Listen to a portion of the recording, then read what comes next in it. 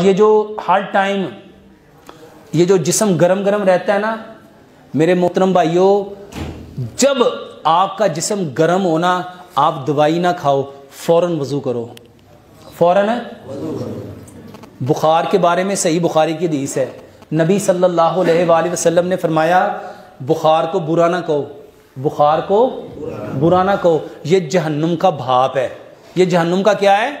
بھاپ۔ یہ جب آتا ہے تو میرے محترم بھائیوں جب تک یہ بندے کے اوپر رہتا ہے اس کے گناہوں کو ایسے جھاڑتا ہے جیسے خزاں میں درخت کے پتے۔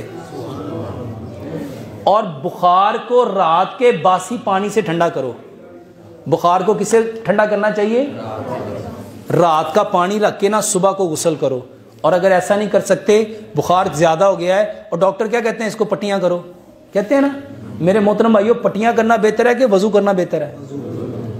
غسل نہیں کرنا، بعض تو کہتے ہیں غسل کرا دو۔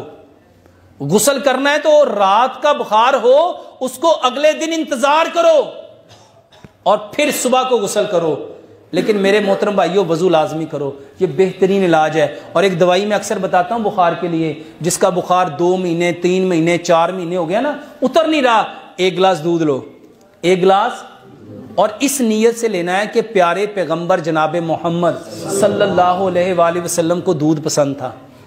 اس میں آدھی چائے کی چمچ ہلدی، آدھی چائے کی چمچ دار چینی، آدھی چائے کی چمچ سونف، 2 سبز الائچیاں 2 لونگ ملاؤ، اس کو اتنا پکاؤ اتنا پکاؤ اتنا پکاؤ کہ 1 گلاس دودھ آدھا رہ جائے۔ میرے محترم بھائیو اس کو 2 ٹائم، رات کو سونے سے پہلے اور صبح ناشتے کے بعد، یہ اس کو دو، یہ بہترین علاج۔